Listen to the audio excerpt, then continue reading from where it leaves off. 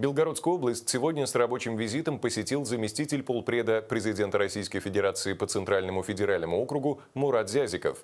В администрации области по поручению президента он провел личный прием граждан. В основном он касался вопросов, которые были адресованы в приемную Владимира Путина.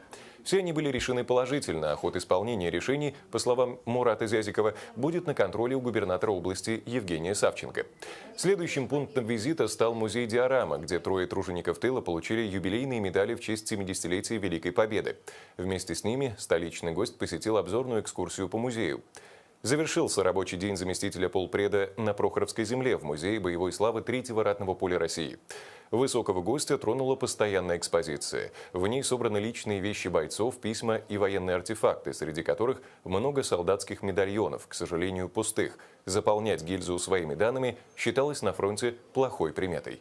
Здесь очень много делается для восстановления имен, утерянных имен, незаслуженно забытой истории.